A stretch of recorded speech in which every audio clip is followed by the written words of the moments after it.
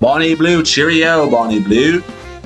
Cheerio, Bonnie. Bonnie Blue's about to snap, and it's been coming for a while. She got banned on OF, and that's kind of kicked this all off. That is, by the way, arguably the worst. How can you get banned off of... You know how much of a demon you have to be? You know how much of a straight demon you have to be to get banned off that platform, dude? The type of debauchery and degeneracy that goes on that platform, and you're banned? My God! Wow! Let's get into this video, guys. This is gonna be nice. Best thing you could have done to her. It's even getting to the point now where she's having to wear disguises to go out in public. And that might actually be the least of her worries at the moment. The accusations are piling up, the funniest of which is that she's had a secret sex change. So there's now speculation that Bonnie Blue was actually a man, someone called Kyle Butler. Now, Bonnie Blue aside, this is kind of terrifying. We're on like the cusp of indistinguishable AI, and yet boomers are still kind of routinely being tricked by iPhone apps. Kyle Butler had to change when he was 13 and then became Bonnie Blue. Damn. Yeah, classic 13-year-old that. The best of us would have fallen for this. You know what? In comparison to what's happened this week, all of this is just basically noise. Because Bonnie Blue got in a room this week with a lad called Andrew Tate. I'm not entirely sure who he is. He might be a bus driver. I've had a look at his file and it says something about traffic. But this podcast, in theory, is like the culmination of two completely opposing forces coming together. As you can probably imagine, it went exactly how you thought it would go. I would argue that a lot of the men who you are gay. No, it can be intimidating though for guys. No, it's not about intimidation. They are gay. Obviously, it's unhinged. I think that might be a given. But at the same time, this might be the most profound philosophical dialogue of our time. When you see a man who wants to play with a baby all day, that man is probably gay. It's fucking boring. Well, it doesn't mean he wants to fuck the kid. No, he's gay. I actually had a look at the comments before I started watching this. And it's a long podcast, by the way. This is like 2.5 hours. Unanimously, people seem to just think that Tate let her destroy herself. And with some of these clips and some of these unprovoked responses, it's actually not too hard to believe. Here's some pussy, don't kill me. Please. It's not 1500 anymore. No, but it doesn't matter. That's all they've ever done. I would have fucked Hitler to survive. Even with the blue eyes. And Listen, I think this is so stupid that we're even out. Listen, this makes perfect sense into their entire way of being, their entire sort of thought processes of saying, I'm gonna go ahead and sleep with 1,500 men or whatever the case might be. It's like, do you know any girl in their right mind that would ever treat it as such a sport like that? That would only come from the recesses of a man's mind. So when you go around and you say, oh, she used to be a man, but then she had to change. Yeah, that's fine. I completely, not just I can see it, but her way of thinking, I can completely understand. Yeah, that's how you would think. I'm going to spend 24 hours and I'm going to slam 1,500. Come on. Come on. Come on. That's how dudes think, bro. Like a sport. the blonde hair. I don't think even he would go there. But it all really comes down to one thing. You just cannot shame the shameless. There's been so many interviews and podcasts recently where the interviewer has tried to shame Bonnie Blue. Out of the 1,000 men, there was a lot of barely legal boys. Mm-hmm. Do you not have a problem with the fact that they're literally borderline underage? No, because they're 18. It is poor form because... Oh, they are 18. I thought she was going to say she majors in the minors. You could say literally everything correct. You could have the moral high ground on basically every issue. No matter what you say, Bonnie Blue would not be rocked. She's impervious to damage. She just keeps walking forward. And almost every single time this happens, she just applies rage bait until the interviewer just self-destructs. They're still children. My nephew's 18. Mm-hmm. He's still a child. I'll send him to me then. No, I'd absolutely never do that. Hopefully I'll find him in my queue one day. No, I don't think he will because he has like... You see? She knows what she's doing, man. This is the new age that we're in where people are going to say and do things literally just for the controversy. Because controversy sells records, as they say, or sells newspapers. Whatever industry you're in, controversy sells. So don't go out there and sell. Respect for himself. She's a Venus flytrap, and by this point, people should probably know the deal. So with that in mind, a different approach was needed, and that is what we got. He started by paying his respects, and when you're talking to a walking fleshlight, this is probably the greatest of respects that you can pay. So Bonnie's a hoe. I don't want to insult Bonnie Blue. You can't insult me. I mean, you called her a hoe when I last talked to you. No, I said she was a whore. In OnlyFans camgirl culture, this is the nicest thing you could have said. I just kind of got straight into it after this. He asked the biggest question straight off the bat. So what's this about you having a sex demon inside you, Bonnie? Well, apparently I've got soulless eyes. What do you think?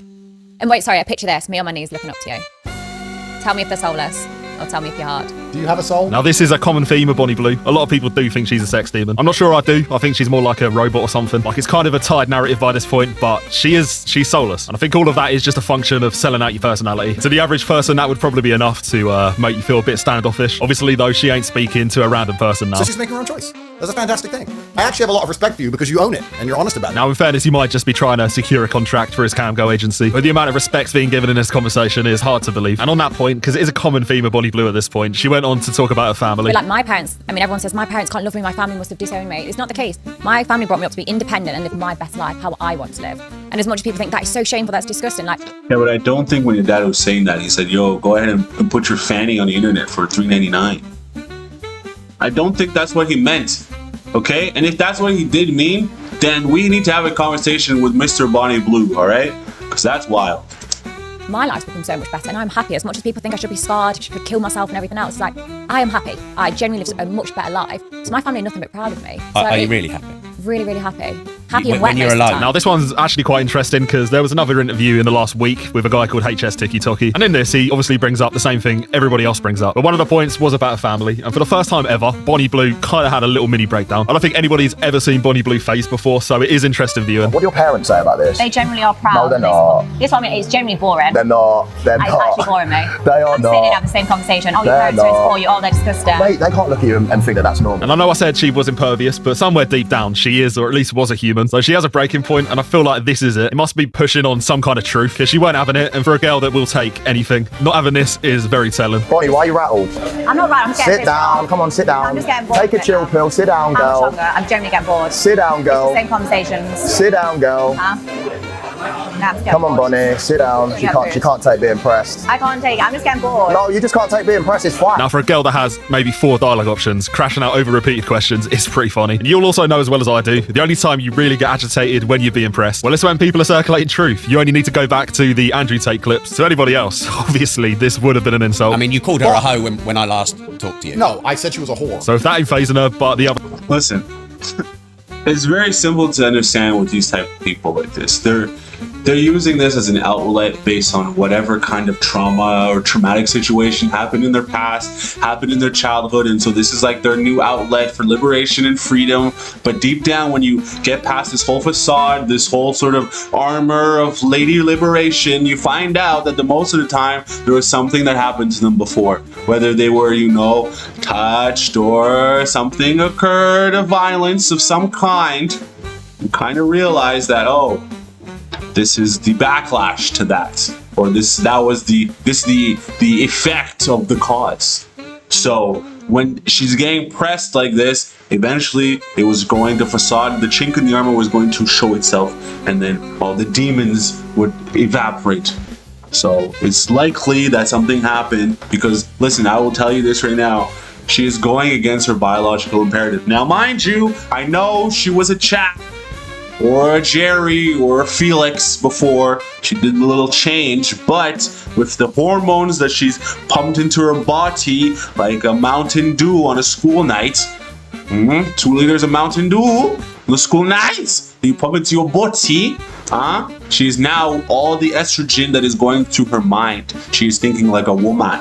So now that she's thinking like a woman, she understands that, hey, I need to have a baby. I need to do this. I know she's not the woman starting off, but now that she's put the Mountain Dew into her body, she believes that she's a woman. So she knows that her purity is the greatest thing that she can have. So the fact that she's flaunting and destroying it on the internet, going against the biological imperative. Now, let's not get into the science of everything, but let's move on, maybe. stuff is, then obviously there's got to be something there. This led me down quite an interesting path, to be fair. It reminded me of the old videos she used to do with her family. Like the ones about her dad, for example. These ones are so insane that it's hard to believe it's true. Dad say about it? Honestly, he loves it. Like, obviously he doesn't sit watching the videos, but like all my social media, my TikToks, he'll have a look at, and he's just proud seeing how happy I am. I've got these stamps and it says like, I slept with Bonnie Blue, I want to sleep with Bonnie Blue and stuff. And like, I was practicing them on my dad when I was like, I need to go to the pub after this. And he's got like stamps all up his arms to say he slept with his daughter.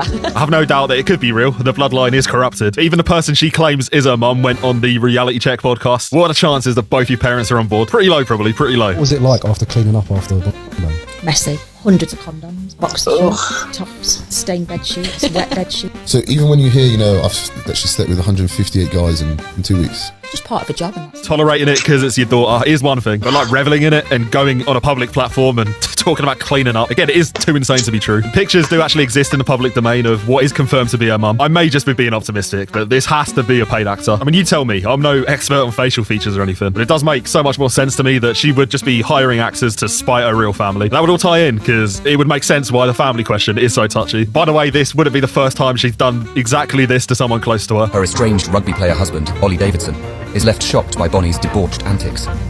While Bonnie recently insisted that Ollie supported her new career and even worked with her behind the scenes, a friend has told the Mail that he believes privately educated Ollie is furious with his wife and wants nothing to do with her. Yeah.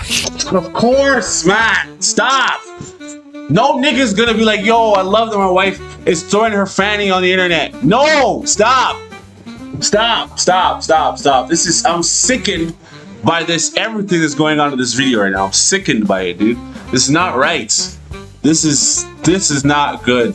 This is the opposite of good. This is bad. This is bad. This is not good at all. It only gets worse. Oh my God. How worse could it get? Should we continue to go down this rabbit hole of debauchery?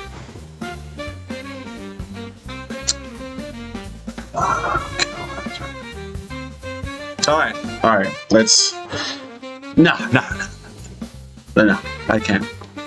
No more rabbit hole of debauchery. I'm done with Bonnie, bro. I'm done. I'm finished. I'm done. Thanks, Bonnie. Thank you.